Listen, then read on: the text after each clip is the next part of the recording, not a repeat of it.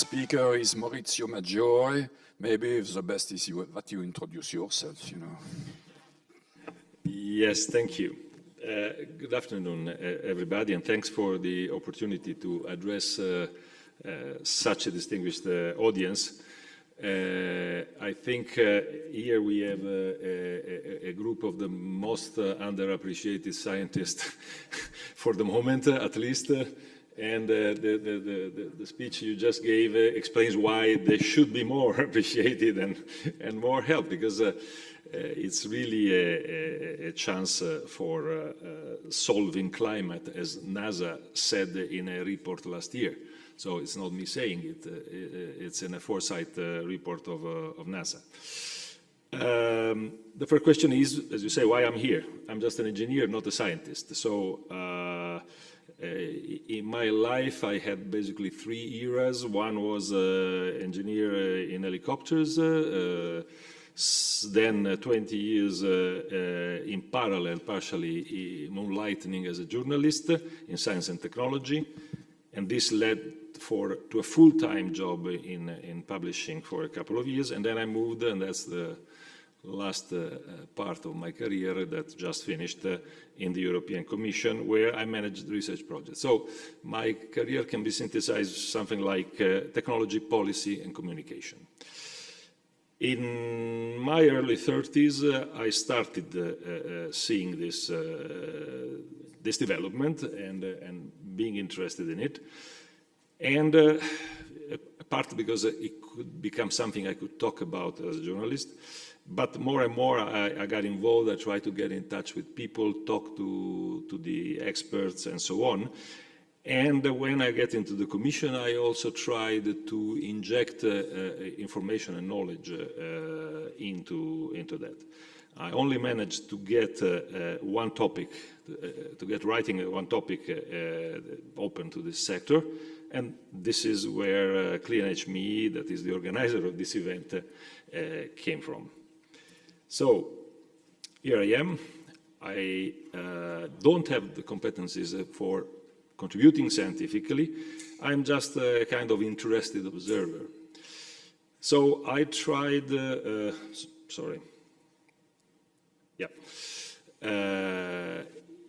I looked at this thing. I said I talked to many people. I read a lot of papers.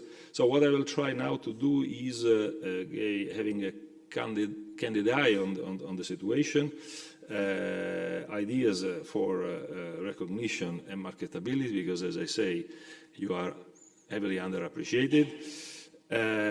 Look at some recent progresses and the impacts. Of course, I will skip everything related to CleanHME and whatever, let's say, has been already talked about. I think I found, talking to people, that there are a few things that are either not known by everybody, or a kind of alternative view, additional view to the, let's say, some of the events that instead are known. And finally, trying to provide the justification for institutions to really get involved into this. We've seen presentation from the US, from Japan, where this is started happening, I would say. In Japan, probably more advanced. What Florian said is basically, if this is successful, they already think about something bigger. So I would like this to happen also in Europe. I call it a Manhattan project of the sector, if we really want to have a fast impact on climate, according to what Jacques just said. So, as I said, what did I see? I try to organize this table, putting some names. I'm sure there's a lot missing. It's just some indications. In some cases, instead, the sectors are small, so there are just 1 or 2 names or things like that. But overall, I've seen, by the way, similar tables in some of your presentations. So I think this is a kind of effort of organizing and systematizing that at some point maybe will be useful. In these 3 days, it came several times. Whatever the name these areas had over time, because we have seen a list of names in Jacques' presentation, and I will talk about it later, it's clear that there is a huge quantity of scattered areas, scattered phenomena. So we are not sure whether they are connected or not, and so on. That beg for an explanation, and we need a parallel effort on exploiting it and growing it, but also how to connect them with science, either known or, if needed, we should be open to, let's say, look at something different. And this instead has been totally ignored, a lot of this, not everything. At the beginning there was interest, there was, and then it was perceived as a scandal, and basically it's been ignored for the remaining 30 years. Nevertheless, you performed a lot of activity, even if sometimes with very scarce resources, and to me this shows that there is a whole new field, and I will show that it's not only energy. Energy has been, of course, the main interest, but there are other things that can come out of studying these things. And so a definitive interpretation of all this has been elusive, so we should understand why. But let's say, the variety, the zoo of animals that we have, of strange animals that we have here, is really mind-boggling. So I use sometimes some of the presentation of last year because not everybody was there. Basically, what I perceive of the development of LNR is that we had subgroups or even single experts looking at their area, at their experiments, and sometimes in isolation, sometimes not having, as I said, the resources to have support from other disciplines. And so there has been sometimes a kind of focusing in some directions, and this also affected some of the theoretical approaches. Some of the theoretical approaches are trying to explain a specific phenomenon, which is good, but sometimes maybe misses potential other links. Another expert looks at another area. He has the same approach. So if the previous one, we think about the hydrogen metal people, this could be an area like cavitation, plasma, or hydrinos, whatever.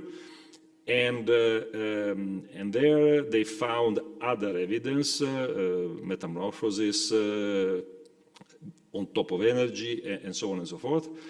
And again, they looked at that phenomenon, be it as a plasma or other, and they have a perception of the arrows, let's say, of the signals pointing in another direction. So the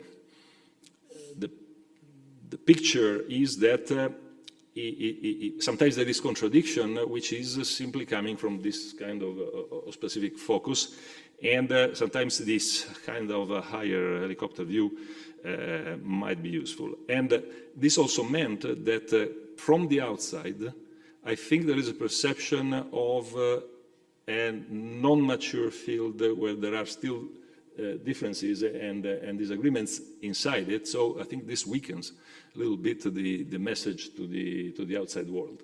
So let's say that any way of increasing kind of talking with one voice, even if this means making compromises between the individual views, but trying to give messages like when you did, this is what we can achieve if we are allowed to work on it. And as I said, the same is true for theories and explanations. I think that we should try and privilege ones that cover more than one phenomenon, if there are, and I think there are a few, and therefore try to use this as a kind of support. One of which, by the way, was developed in CleanHME, and therefore I think, for instance, this is a good example of having a kind of a fresh view at things which are taken as done. So by the way, there is a mutual support between theories and experimental work. One can reinforce the other if this kind of cooperation happens. So I used these pictures last year, and yesterday there was a presentation that mentioned the same let's say, the story of everybody looking at a piece of the animal and thinking it's another thing. So this is a little bit what happens when you have this looking at this limited part of the whole field.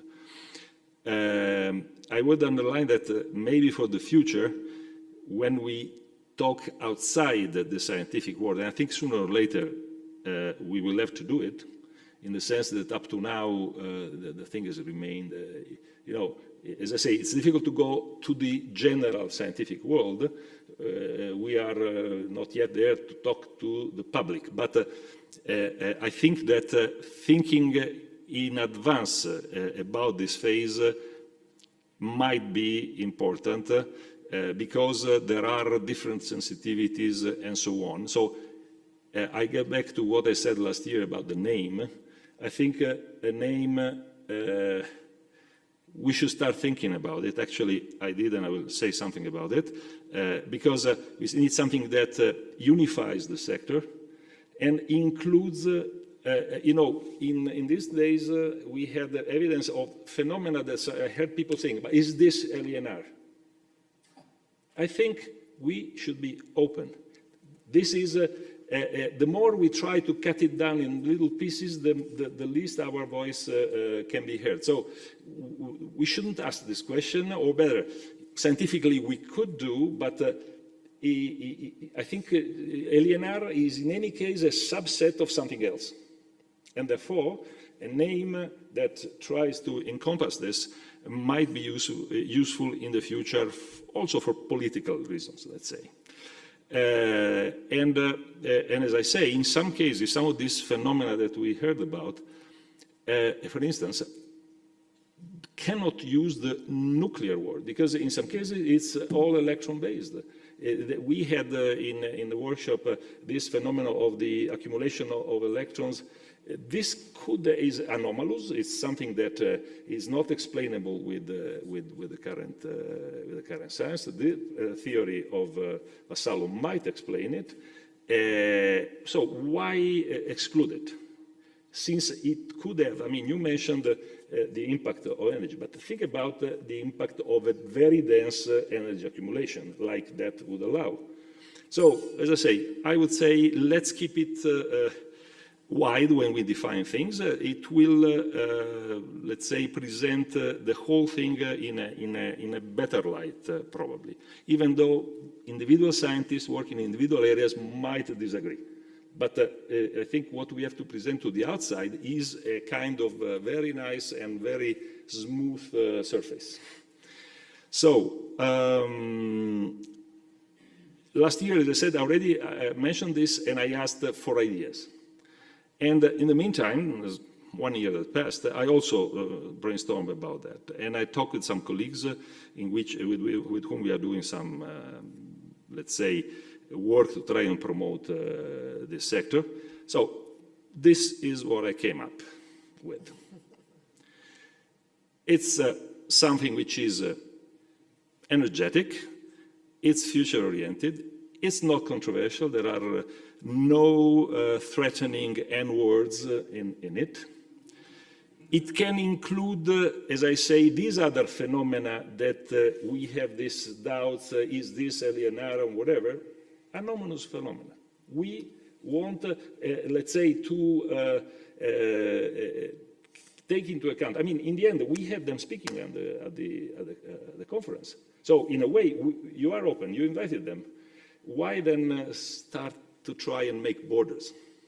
That's just, in any case, this would apply to all we have here. In the last 3 days, I think everything would fit in, and even some more like the experiment of on the Kenotron, for instance, that otherwise would strictly not fit because it's not affecting the nucleus. So that's a proposal. Let me know what you think about it. And by the way, it has also a kind of suggestive name. It's something maybe for marketing that could be good. Now I'll try to, as I said, look at what happened, which was not completely covered or at all covered in these days. So one thing that I think it's important, of course, this has been mentioned, there's even one of the speakers was working on this, is the fact that Nature published in a quick succession, within months from one another, 2 papers on cavitation. Something that, for instance, would be also a little bit fringe depending on how you define the sector. And this never happened. Nature had always clearly said that anything related to LEAP was treated in their selection process as a perpetuum mobile. That's one of their editors clearly said that. So you probably all know about it, but I think it's a very important development. Of course, immediately it didn't go unchallenged. Someone raised issues with the editorial panel, but after 8 months, the sticker, so to say, is still there. So I don't know what happened. I don't know if Bob Greenyer, who is one of the co-authors, knows something about if there has been any exchanges or whatever based on these objections that were raised. But I think overall, it's still there. So let's say there's not been a negative answer on this part. And my interpretation of this, that this might be a face-saving maneuver by Nature that basically realize that things are becoming a little bit difficult to keep out of the, let's say, of the view of the people. On the other hand, they don't want to contradict themselves on metal hydrogen, so they say, okay, this is something completely different, so we accept it. And I don't know, but this means that there is something cracking, and I think we should try and exploit this by submitting, and I know that Conrad has submitted something, but also in other areas, because it could be a sign that they are changing attitude. I think it's a good sign for the sector. Another thing now, just for a change, we talk about brakes. I'm not joking, in a way. And let's say that I'm going to talk about a company that is designing and manufacturing some of the best automotive brakes in the world. They are in Formula One, they are in the best sports cars, and so on. Why I'm talking about it? Because, and as I said, talking to people in the coffee breaks, I realized many people don't know this. This is the first company in ages in Italy, and I'm curious to know what you know about your countries.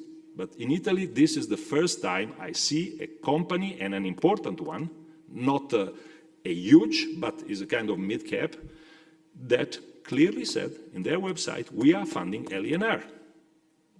So I think this is another crack that we are seeing, because it means that they don't care anymore.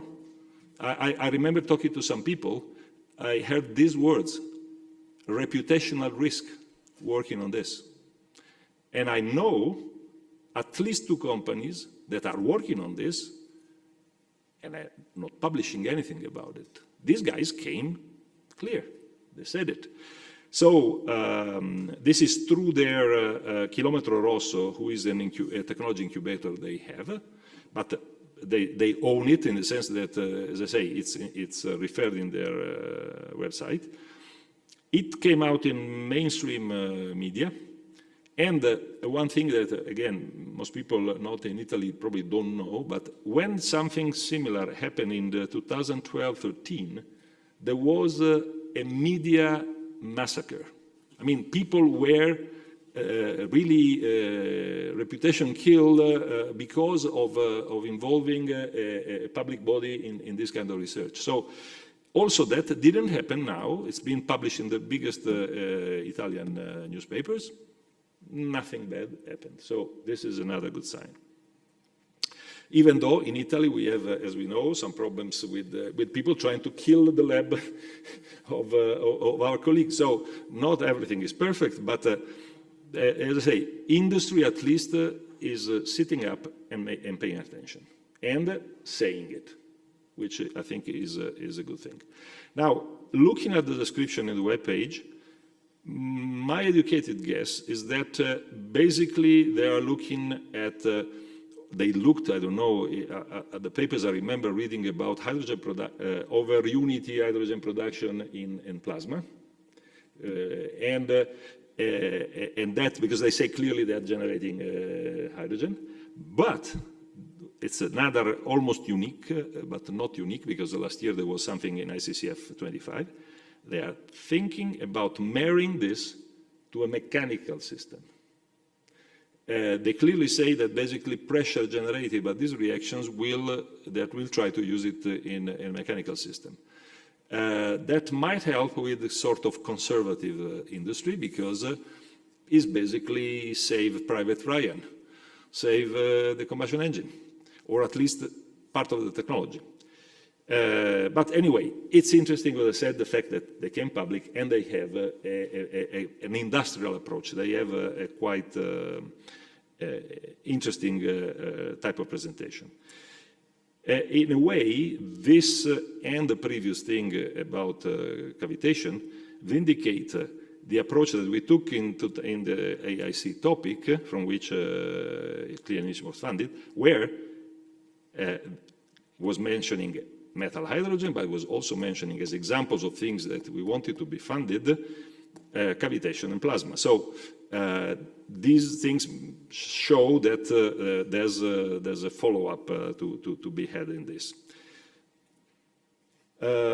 Another thing that I hinted is the recent publication from people involved in Clean HME of alternative models of electron and proton that, as I said, can explain some of these anomalies that are not strictly nuclear, like the Kenotron, let's say, condensed electron experiment, but also they think, let's say, support some approaches like collective electron involvement in LNR.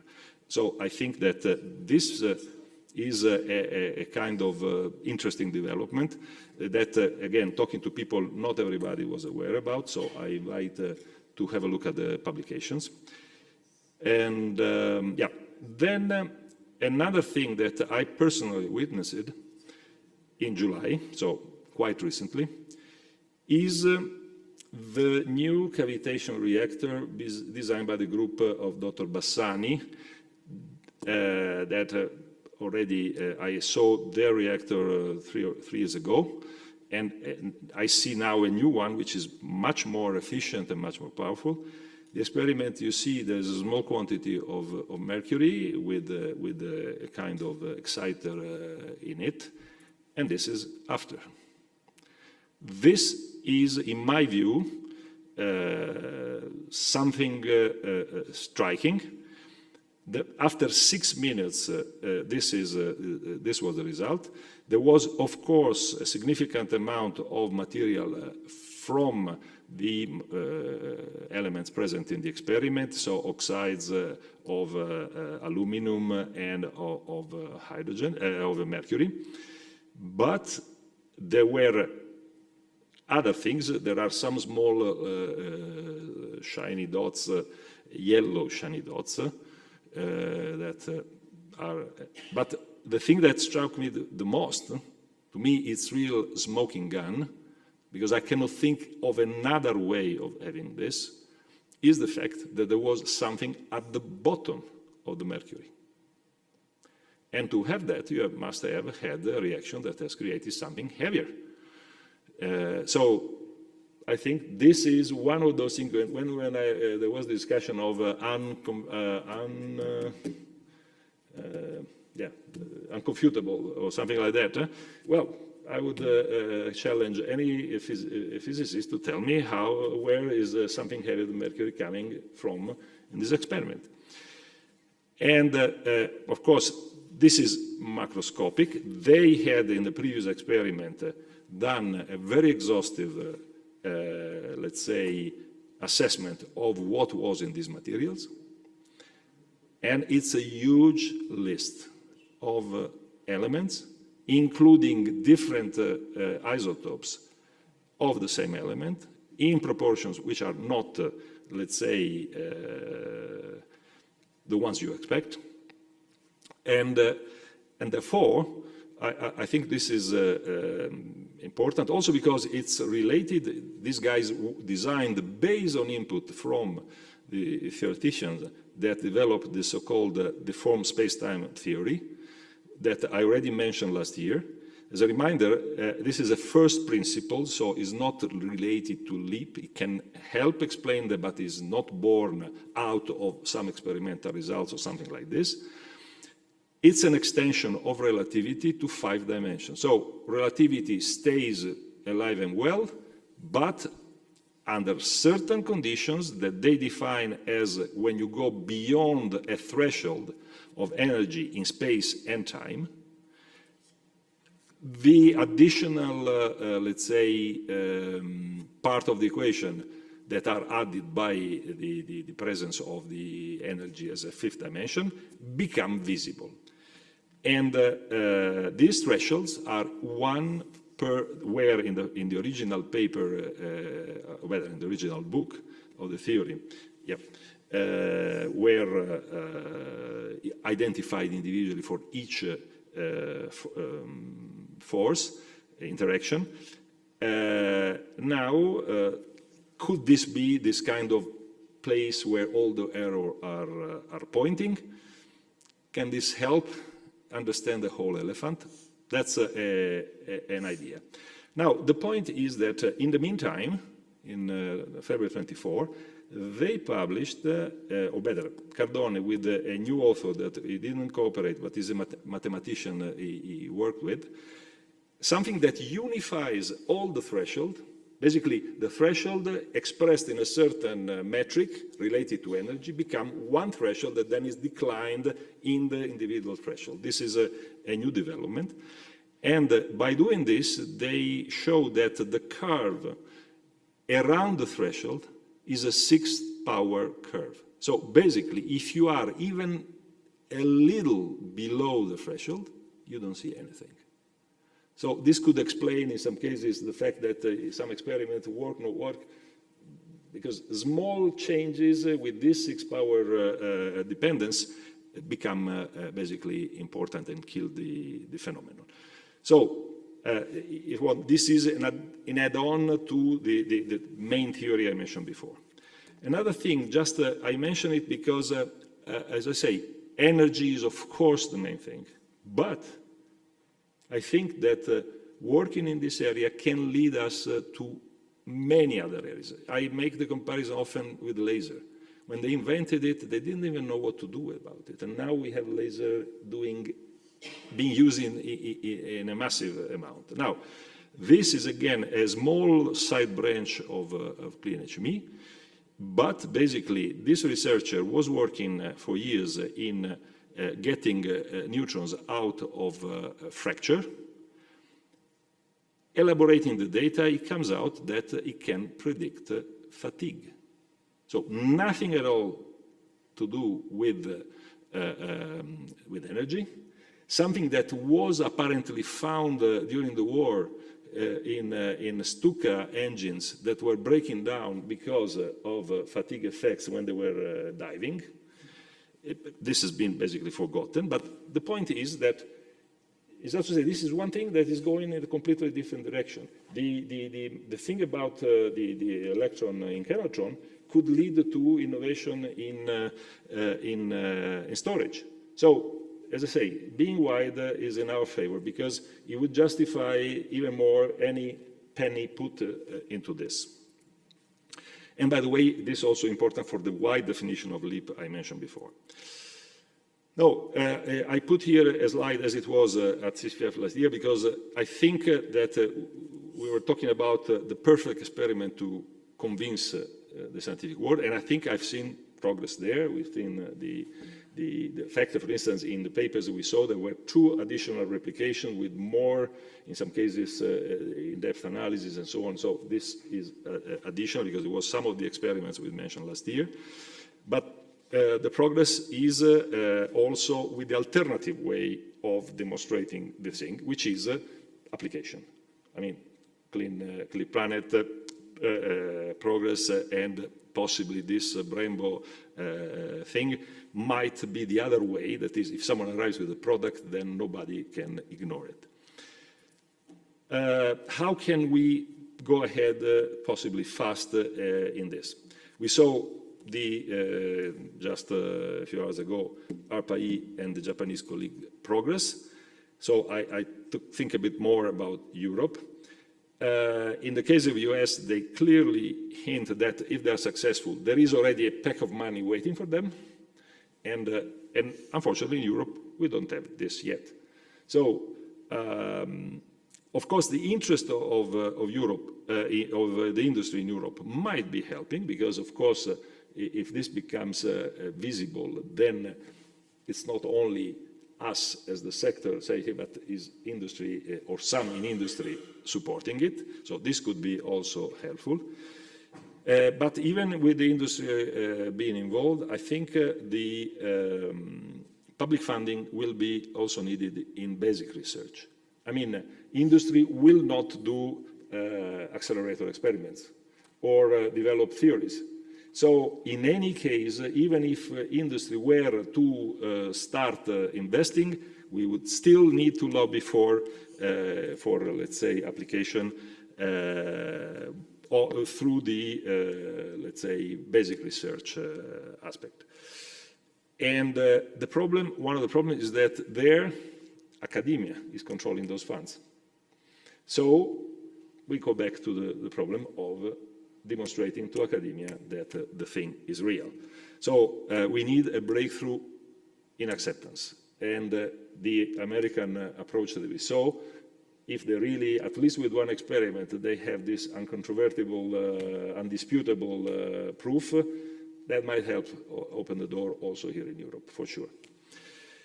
The timing on this up to now has been slow, so one problem that is there is the fact that we have, they asked for the involvement of experts, from the past. So there, it was clearly written, it's to get people involved. In Europe also this is a problem, because I think in Europe the perception that this is a career killer is still there. So this is another issue I think we need to address, and so getting beyond these barriers should help also in this. So to me, I think we need what I call a Manhattan Project, so really a converging effort, because as I say, we have many potential applications, both for the energy part, but even beyond, and therefore this kind of effort for climate, because almost all of this would be extremely favorable to climate, I think we need that. So after this, are you still seeing gray? Then maybe the solution is to try and move the elephant. Because if we look in a binocular and you see that, I think sometimes we have to change our point of view. And as I said, I gave some example. Be open to new ideas. Don't let this sector, which is in the eyes of the public, is not yet even born.